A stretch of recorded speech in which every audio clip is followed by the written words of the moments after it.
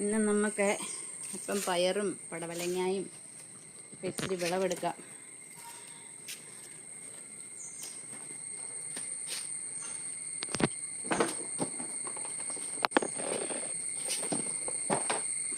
പടവലങ്ങ നിർത്തിയിരുന്നു കഴിഞ്ഞാൽ പിന്നെ അങ്ങ് മൂത്ത് പോകും. അതുകൊണ്ട് നമുക്കിന്നങ്ങ് പറിക്കാമെന്ന് വിചാരിച്ചു.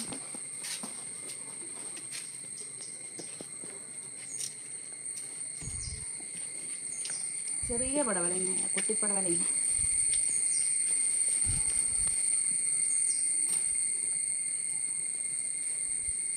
ഇതെല്ലാം പറിക്കുന്ന ഒന്നിച്ചുണ്ടായതാണ്. അത് പിന്നെ നിർത്തിയിരുന്ന അങ്ങ് പഴുത്തു പോയി.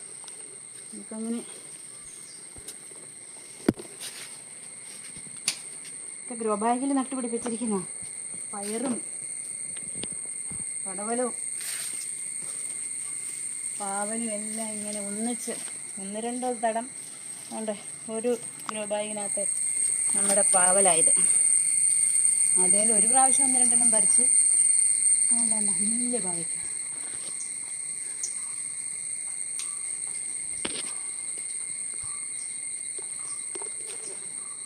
ഒരു മൂട, ഒരു മൂടേ ഉള്ളൂ. ഒരു മൂടയൊന്നും നമുക്ക്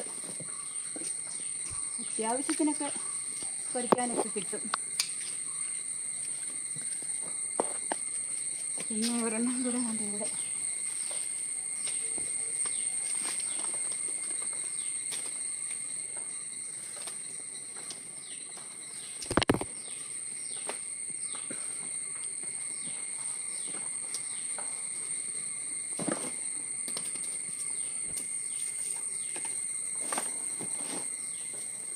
നമുക്ക് വീണ്ടും തക്കാളിക്കായ ഇവിടെ പറിക്കാം.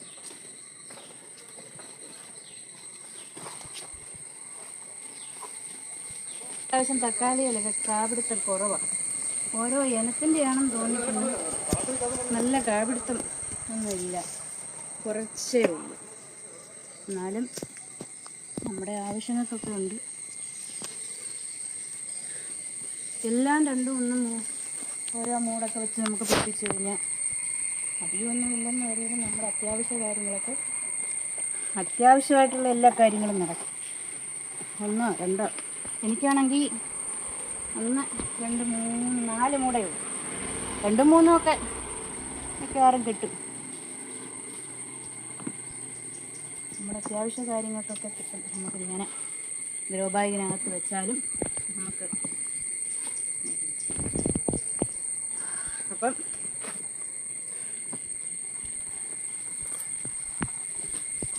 ഓക്കേ.